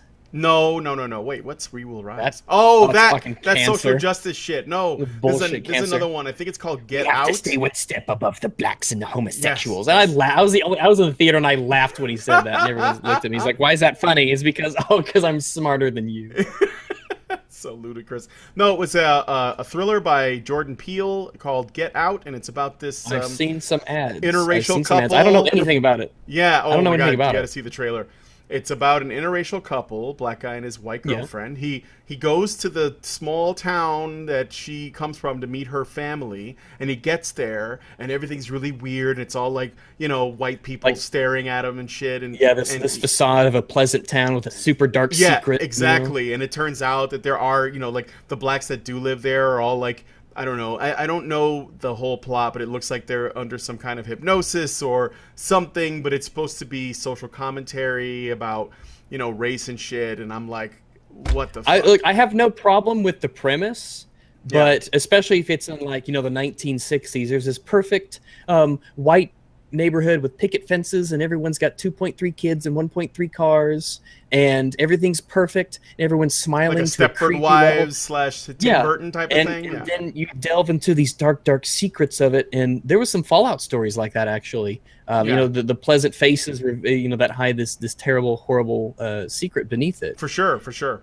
And that could work in terms of race. But it's when you try to push, like, by the way, guys, remember, racism's bad, okay? It's like, we get it. We get exactly. it. We understand. Yes, it's 2017. # current year. We get it. Yeah. Oh. Yeah, I don't know. This shit's like, it's like Hollywood's doubling down. By the way. No. I can't let this go. In the chat, My Joe Ryan, whatever, Scarlett Johansson is not a shitty actress. How dare you say that? She's not a bad actress. Just like... A lot of people aren't shitty actors. Most people are actually pretty good at what they do. You know what? A lot of times it comes down to is how bad the director is, because the director is the one that says this is the cut we're going to go with. For example, I swear to God, M. Night Shyamalan, when he made The Happening, I think he did everything on the first cut because it's the worst acting. And I like terrible. I like Mark Wahlberg. Like he's not a bad actor. I've seen him in some stuff that I like, and especially what is it, The Departed? He was awesome in that. But no, in that movie though, holy shit, Jesus Christ. So yeah, I think that a lot of times it is a director. Anyway, so the Oscars is this Sunday. Are you ready? No, I don't give a shit about those people. Who gives a shit about those people except that the acceptance speeches are going to be epic because they're going to be terrible. It'll be Trump is literally Hitler. Yeah. And he's such a fascist that literally everybody on literally every platform can say literally whatever they want about him because he's that much of a fascist. Yep. Like we're all being oppressed and boo-hoo, us millionaires up here, beloved by millions around the globe. Things are just so bad for us. Feel bad for us actors. We're all in this together. And we should punch guys in the face that disagree. Definitely. Oh yeah, we should punch people in the face who disagree, unless they disagree with us because they can't punch us. No, because that would be bad. It's bad when it punches us. The rules are different for us. That's bigotry. Well, they were already punching us in the face when they elected that scum sucker. That was a punch. It was a punch in the ballot. Fucking white males, I swear. All right, so what? I was still talking about the good example, bad example. So you said it depends on the game when you were talking about how important this stuff is. Representation of gender and sexuality and all that stuff is dependent on the game because it can feel shoehorned in when it's not necessary. And if you have games that try to tell narratives or set a historical place that they're trying to recreate, or if things just don't make sense, then having inclusiveness to the point of absurdity can draw away people's enjoyment of the game because it is unrealistic and unimmersive. Like Battlefield 1. Like Battlefield 1, for instance. I mean, it's weird to see a bunch of black Germans on the European front in World War I. Yeah. It is a little bit. It is strange. It makes you think something is up, right? It makes me think. Gosh, it's like they had an agenda. It's like they had this diversity quote. It is a bunch of fucking Swedes, so who knows? They have their own issues to deal with, but it does seem it's very, very out of place. Not for the American side, but for the Germans, Yeah. the Germans in World War I. No, that's not. And people bring up those stuff in Europe and things like that. No, the Allied blockade prevented Germany from being able to trade and communicate with its colonies properly. There were basically no Germans in the European front in the war. Don't even go there. Didn't happen. What about games that don't really have much in the way of a narrative? Maybe they just have a premise. I know like that Overwatch. Yeah, like Overwatch. It's got, I don't know. There is some kind of story, but it's really just enough story. It's very background. Yeah, it's just enough very to out get of the you way. playing the You game. have to look for it. Yeah, it's like fighting games. They give fighting game stories, but they're not that important. Most of the time, that's just an excuse to explain why all these crazy ass characters are in one place. So, is Rag's avatar nude under the desk? These are the important questions. When have you ever seen me with clothes? There's a reason the desk is here. Let's just say it's a good thing I'm sitting down, or we'd get kicked off YouTube. That's right. So, Overwatch is an excellent example because it doesn't really have that narrative that a lot of other games do. There are these characters with personalities. They kind of know each other. They're sort of fighting, and there's sort of a story in the back, but you kind of have to look for it to find it. You have to go to comics and things like that. But if you just play Overwatch like me, there's no real story. I don't know who are these people? Who are they fighting against? What's going on? Who cares? Move the payload. So that's right. When you look at this, it's extremely diverse cast of characters. I think there's like 23 or something right now. It doesn't matter really. I just don't care if they're a man or a woman, or if they're old or young, short or tall. It just doesn't matter. I care about what abilities they have, and I care about, what does the team need. Yes. It's like, is this person a healer or it's the things that they do, not the things that they are. It just doesn't matter for me. It really just, I don't care. And I'm not going to play with, if Soldier 76 was this big burly black guy who looked like Sergeant Johnson from Halo, it was like, it wouldn't matter because he'd still have the same abilities. And so, like, well, it wouldn't matter. These are arbitrary things that have no real bearing on. And this whole Tracer nonsense where she's lesbian or bisexual, who cares? Who cares? No one cares. It's a thing. When it came out, I think Blizzard was almost like they were trying to. I don't know. What I will say though is that there were a lot of people. You think they were trying to bait people, or do you think they were trying to be like, look at how progressive we are? I don't know. I do think that might have been something to do with it. Well, but there were a lot of people. I mean, when you think about it, that moment at the end of the whole story was the conclusion. That was like the where everything lands, right? The first and the last bits mostly. Yeah. But and I don't know how is the sexuality of other characters portrayed. How is their romanticism portrayed? I don't really care all that much about it because it doesn't affect her. I still think that Tracer is a mostly useless character, and I don't play her because she doesn't do anything. So there. With Tracer, I think there were a lot of people out there, and they wanted to say, see, she's gay, and now everyone hates her because gamers are intolerant, and they're a bunch of bigots, and they're terrible, horrible people, and big gamers just didn't care. It's like, I don't care. No. They either played her or they didn't, and that didn't change. Besides the fact that actually feminists were complaining that Tracer was the gay one because they thought she's like she represented some kind of male fantasy of lipstick lesbianism, gay. Did you know that? Because Tracer is the cute one, and they chose her to be, the lesbian, that people were like, oh, of course it would be her. Why not Zarya? And I'm like, because Zarya's fucking obvious. Because Zarya is very. I mean, he's not pretty to me. I think Zarya is. No. I think she's attractive. They're all attractive. They really are. I mean, even Winston. I mean, he's Oh hell yeah, dude!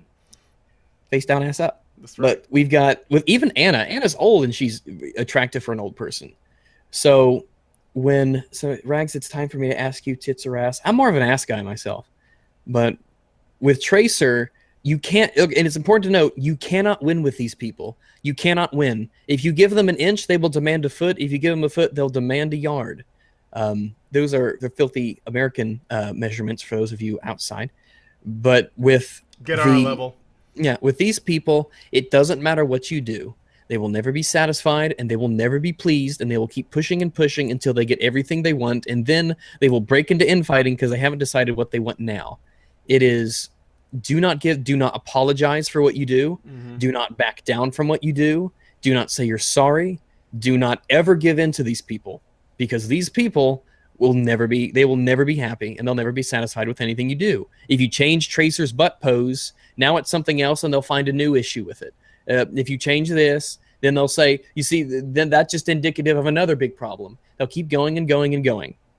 They'll never be satisfied. Yeah. They're gluttonous in their moral busybody nature. Yeah. Do you think that there was a good example of this kind of representation? I mean, like, to me, this shit's not important at all. I don't give a shit about it. Like, in a way, Tracer's was really good because of how much it didn't matter and how much people didn't say they didn't matter. Yeah. And remember, guys, just because she's kissing a girl doesn't mean she's not bisexual. Yeah, she could be down with the dick too. Yeah, absolutely. And yes, I would in a heartbeat. So if you nut and Tracer, and she uses that recall time travel ability, again. Like, I mean, can she get like unpregnant from that? No, I see what you're saying. I guess we'd have to. That's birth control right there. For someone who actually plays the shitty character in Overwatch, can you tell me if you use recall, do you get all the ammunition that you had back that you spent? Because again, I'll watch the chat to get an answer. I don't know, but what if it's his ammunition? No, never mind. I don't know. Just pull a looper and say don't think about it. I'm a McCree player anyway, so all right, because I like being rugged. Someone in the chat said McCree is my spirit animal. There you go. I don't blame you, man. Do you know what time it is? It's 3:34. So it is 3:34. Exactly. Yes. Hey, are you in the Midwest? I'm in Central Time. Me too. Arkansas. Ah, okay. Well, Chicago. North Little Rock, Arkansas. Oh yes. Isn't that middle of the state, middle of the continent? Bill Clinton, isn't he from Arkansas? Bill Clinton. Okay. Yeah, you bet. He sure is. They renamed their airport the Bill and Hillary International Airport. So, yeah, we accept donations from Saudi Arabia. Call it the Big Willie. Big Willie. So, so I got another good example too. Is when I played The Last of Us, and not the downloadable content. That shit was a little bit too. The Last of Us. The Last of Us, by the way, one of The Last of Us is one of the most overrated games of all time. Yeah, you can quote me on this until the day I die and come back as a different animal. That's fine. I mean, I enjoyed it. It didn't. I know Little Rock is not a fucking shithole, Jesse. It didn't blow my mind. But it is a great place to grow up. But there's a great part of Overwatch. I wouldn't say it's great, but there's a bit where you hook up with this dude who helps you get through this area. His name is Bill. And at the end, I think I got to that part. He's got all the traps and everything. Yeah, he's got all the traps and shit. He's like talking to himself, and he's kind of a roughhouser or whatever. And when you get through everything at the very end of of your time with him, they sort of reveal that he's gay in a way that's very subtle. And I mean, but not like in a way like, well, we don't want anyone to know that we're revealing you're gay. It was more like, all right, yeah, so he's gay, by the way, And I was like playing through it, and I was like, oh, the guy's gay. All right, cool. And the reason why I liked it was because you can tell that in the case of Tracer, in the game context, in the case of Tracer and with Bill, and there are probably other examples, when they introduce these characters as homosexual or bisexual or whatever, they don't play very them in up. Your face. Yeah, they don't do it. Like, Bill didn't come out with a fucking, feather boa and like a pink gun. He's like, I'm here to help you. Like he was just a guy that helped you. And then it's like, I can't let the zombies eat you before I do. Yeah, exactly. You're going to. And I dug that because it was like, all right, cool. If you turn on like TV, if you I don't watch TV, but if you put on a show and they almost try to always make the cast really diverse, and they always put a gay man in the cast, and whenever they do, he has to be one of these big flamers, like these big stereotypes, and it annoys me because I've worked in Chicago's theater district for a long time, and I know I work with a lot of men who are gay, and they're not like that. I mean, like there are some queens, but that turns me off. That is a huge turnoff for me. Not necessarily a feminine guy in appearance, but someone who's very flamboyant in that stereotypical way. A huge turnoff for me. And massive turnoff. Many gay men get annoyed by that.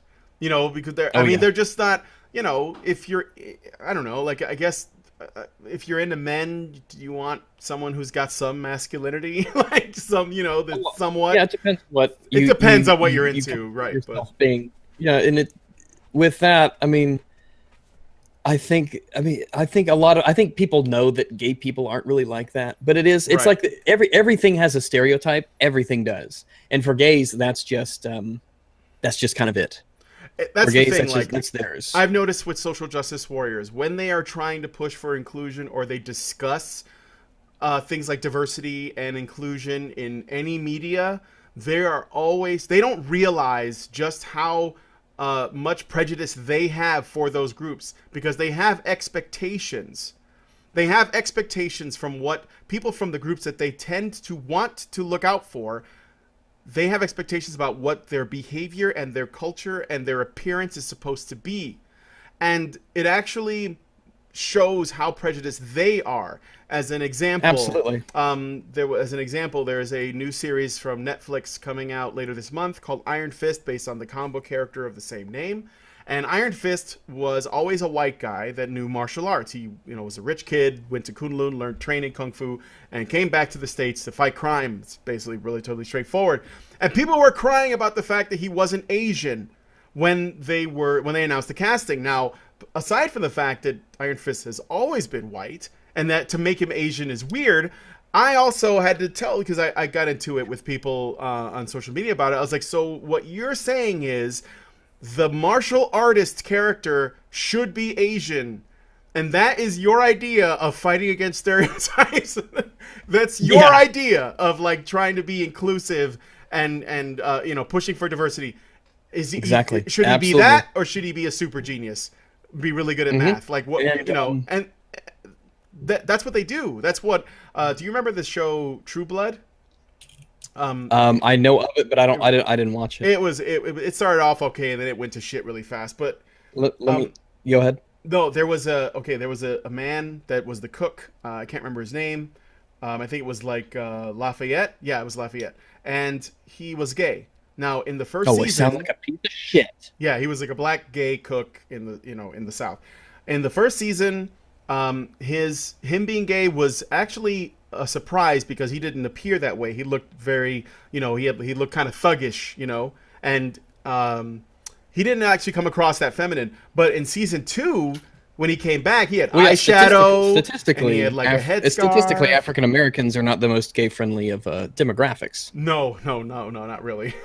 Although there's a lot of men on the down low in the black community. They got to keep that shit under wraps. Hell yeah. But in the second season, he was Say super wraps? flamboyant. Oh, yeah, under wraps, fam. Yo, shit. So, but yeah. So anyway, he got really like out there, and I think that it was just like a consequence of the writers saying, "Oh, we got to make him gayer. Let's gay him up a little bit." Yeah, let's gay him up a little bit. So, and look at you remember Static Shock? Yeah, I remember Static Shock. Yeah, the sure. cartoon. Static Shock was a great cartoon because his blackness wasn't like a big deal. You know, it was unusual to have a black superhero, sort of, but it wasn't like a big deal. And I liked the show because he had fucking lightning powers. Yeah, lightning powers. And that was amazing. Cool. And remember, his sidekick was the super brainy nerd white guy. Yeah.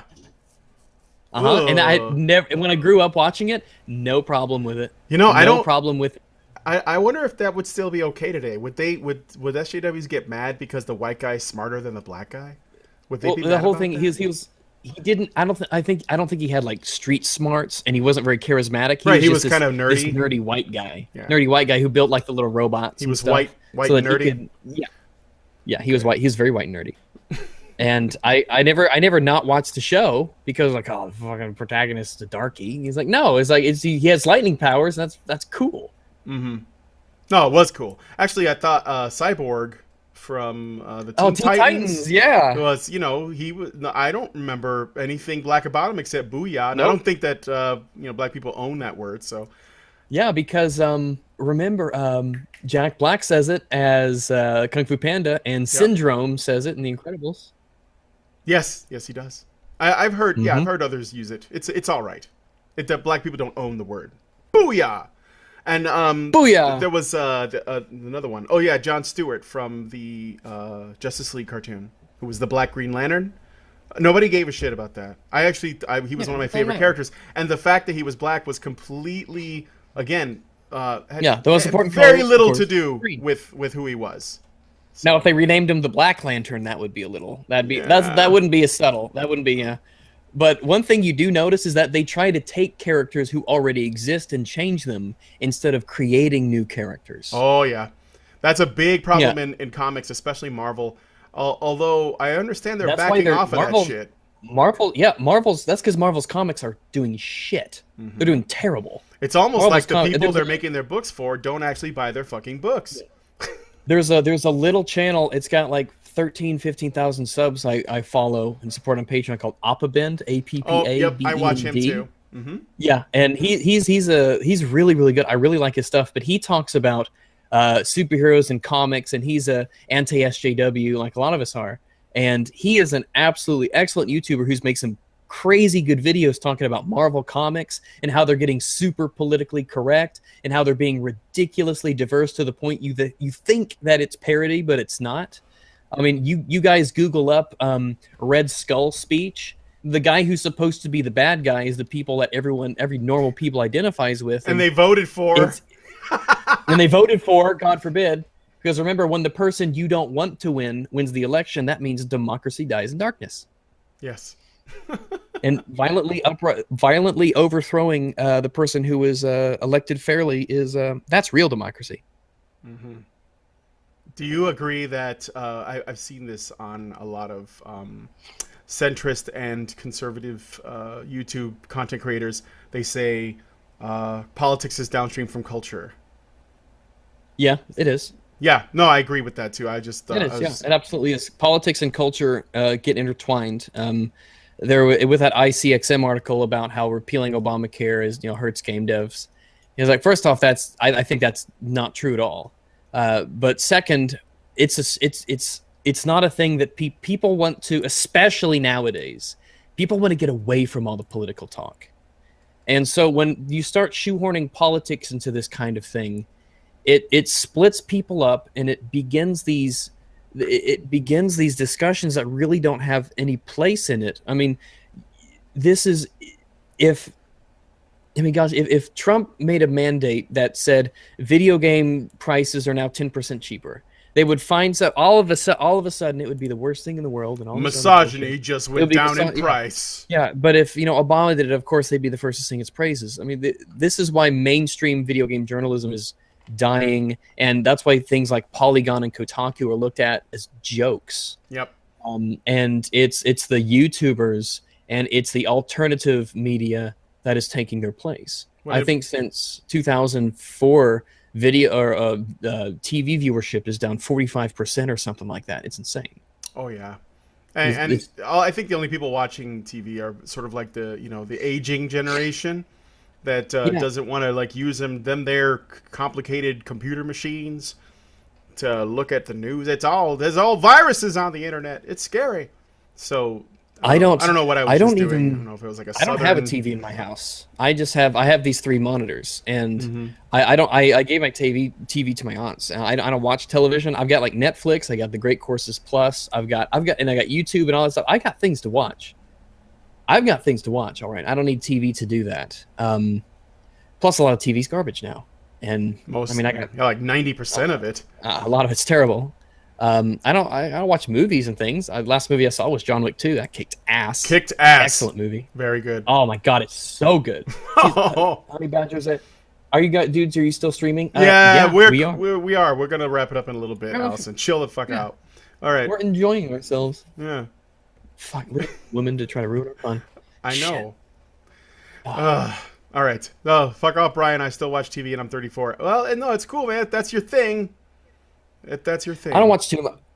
Yeah, I just don't. I didn't get too much TV growing up, so I just never really knew.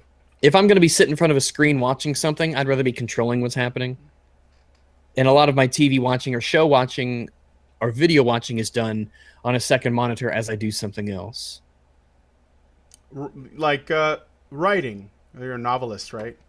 Is that what you're talking about? Me? Yeah. I don't While write. you're doing something else? No. No, Oh.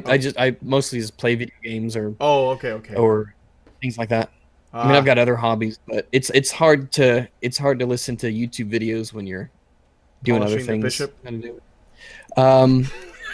Well, it depends. Some videos will make it harder. Some will make it Softer. not so harder. Yeah, they think flaccid and turgid. Boy, learn which is which. Yeah, speaking of turgid, I don't know where I was I going just with that. smacked the I was bottom gonna of this say desk. Steven Crowder, but all right. So we talked about good. I was just curious about good examples, and but what about bad examples? Now, bad examples of diversity in games. There was one that I played the first one, and I never played these fucking games again. I did not like them, and that was Dragon Age. Now, maybe I'm Really? being unfair. Okay, Oh wait, did you like the first one? I did not like the first one. I Why? found it to be too easy. I actually did not. Really? I didn't die once, except in. I only died in 2 battles. One was a boss fight that I wasn't expecting, with some elf or some shit. That happens. That's it. And then That happens. another was where I went up to this area, and there was a dragon there suddenly. It was my first dragon encounter, and I didn't know that I was going to run into one, and I wasn't ready Yeah, for both of those. it's a really tough game, and it's not for everyone, but it's one of my favorite games of all time. Oh, I didn't. No, I didn't have a problem with it, but maybe it's because I made a wizard as my character, and Wizards are quite strong. yeah, I was like, I didn't have any Very problems. strong. I was just like, It's like swiping Skyrim. If through you want everybody. to just be a wizard, turn on easy mode. Just do it. Yep. Like it. I mean, basically, it was just like the Um, whole game for me was just me killing shit with my magic wizard powers, and then going to camp and boning what's her name, and then going back out and doing that again. Liliana? Yeah, Liliana. Well, that's ultimately what it comes down to is if you want your character to be straight, you're going to be banging her, or you're going to be working really hard for Morgan. And I didn't even bring Morgan with me on adventures because I'm a wizard. I didn't need her ass. So I just it was just me, and I brought like 3 fucking thuggish ass Negroes with me to kick ass and Liliana. I like the game, and I never felt like how is it? Like, Well, did you not? What part of diversity and things didn't you like in it? I it don't know. Like, I guess it wasn't necessarily that there was diversity that bugged me. It was the way they handled if I wanted to, if you wanted to be a certain class, like they had like those special classes that you had to be. Yep. And not, you had to be not friends. every race could be every class. Not every race could be I every think- class. Yeah. Yeah, and not every background could afford you every option. Yeah. So you couldn't be now. Dwarves can't use magic, but there's a narrative reason for that. There was if you wanted to be, I thought it was for me. It was like there was the elf assassin, and I think that you could be an assassin. I might be thinking about the second one. So well, forgive me. there were but racial traits. There was racial traits in Dragon Age. I think the races had different abilities. I don't think the genders did, but the races had. So there was no benefit. So you got like it was advantageous for you to be like in Skyrim. It's advantageous to be a Breton mage. Yeah. I forget what the exact stats were in Dragon Age Origins, but there were reasons to be something. Like if you were a dwarf, the best assassin I think was a dwarf, for instance, and the best mage was I think elf. I can't remember though; it's a long time ago. But they weren't massive, but they gave you little bonuses, and in that game you could go a long time without leveling up. So yeah. it was a tough game. It was really tough for me because there were a lot of things you didn't expect, and there was a lot of learning to do.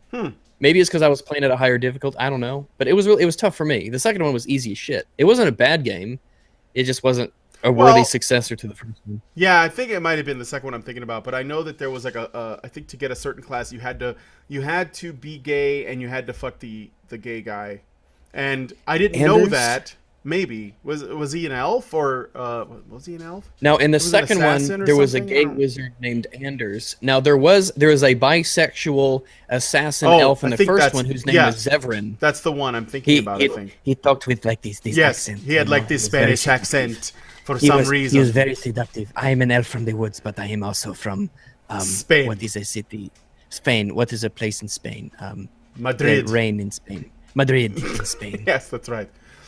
Yeah, that was the thing, and I was like, so wait, so if I'm gonna become an assassin, I have to be bisexual, or to and I thought that was weird that they had those strange. I guess I would consider them to be limits. I don't mind racial limits and shit on class access. I just thought it was odd that in order to get access to some of the specialty classes, you had to essentially you had to have sex with characters to get access to it, and there was something about that I thought was odd because it didn't feel organic. Because you would, I think with Liliana, you got like a special bow or some special outfit, or there was like because you could like master classes in that game, and you had to do certain things to unlock the training for them. And if that thing was you have to have sex with this person, and that person is only oriented this way, that means if you want to have the optimal build for a class that you want, you have to choose this gender. Yeah. You almost. That's what I'm saying. Like I don't think it's an intended, a thing on the part of the guys who developed Dragon Age. And I don't think. Yeah, and I don't think people care that they have to be male or female. It's just that it is something you have to do if you want something. Yeah. I mean, and that's not the first game to do that. That's that goes back a little ways too. So, but that's really the only thing. Except the Last of Us DLC was a little bit cringy in the way that it handled Ellie's lesbianism. I thought it was cringy and weird, and I didn't know she was. I didn't know she was a lesbian. Yeah, they kind of show that in the DLC. It's not. You know what? Honestly, the DLC is okay. It's if it's not going to change your mind about the game, like if you don't feel, if you feel that it's overrated, I enjoy it. It didn't blow my mind like it did so many people who reviewed it, but I did like it. My biggest games, my favorites are like the Souls series. Those are my favorite games. And they have very little narrative, and gender doesn't mean shit, and you're going to die a million times if you suck at it, no matter what you do, and I love that shit. The Souls games are my favorite, and the fighting games. I need to get in. Someone gave me Dark Souls 3 in the DLC, and I promise you, Gilly, I know you're out there and you're watching. Do not worry, I have not forgotten about this game. All right, I enjoyed what I played. I just have I've got a shit ton of games to play all the time. Yeah, you gotta get on that shit, man. Don't you worry. Do not you worry. All right, so I guess we talked about a bunch of stuff. Did you have fun? Would you come back sometime if we wanted to talk about more of this culture shit? No, it sucked. This was garbage. All right, yeah, that's what I thought you'd say. Maybe I'll get Apabend then. Yeah, I'll come back. Yeah, sure. Okay, cool. But he would be really good to have. He would be a really good guy. I found him when he had like 1,000 subs or something like that, and he put a lot of effort into his videos, and they were really good. I'm like, shit, this guy is really good at his videos, and I like a lot of his stuff, and he's kind of weeby, but that's all right. I'll bear through that. He's got good stuff, and I really like him. I hope he becomes the next PewDiePie. All right, you hear that, Apabend? You have been plugged. You can now mail him your check to his send the money to his PayPal. What's your PayPal at now? So people can send you money. It's fine. You don't have to. Tell I got to keep. We don't want to dox you. Close to my chest. That's for the private donations. So and I haven't monetized. I'm working on monetizing because the images I use are technically licensed, and I have to upgrade my license per image to monetize it. Rag say it's live, and if that would cost me $700 to do. All those Shivas? Yeah. Okay. So now, it's not that I can't afford it. I'm doing okay. It's the issue of I don't want to have to pay $700 if I don't have to. Right. So with that'll happen when it happens. Don't worry about it. All right, I won't worry then. So we're gonna get out of here. I'm gonna go ahead and wrap up the stream. Thank you, Rags, for taking the time to hang out with me, and Allison for as long as she was able to before she had to go eat something. And thanks for bringing your fans. I hope that they had fun on the stream, and check out our channel, Honey Badger Radio. We like to talk about mostly men's issues and feminism, but we also like to talk about culture. That's something that interests me, especially this sort of nerdy stuff and what fucking SJWs are doing or trying to do. So I just want to be another voice in the crowd saying, get the fuck out of here unless you want to just have fun with us. Otherwise, see you guys in the next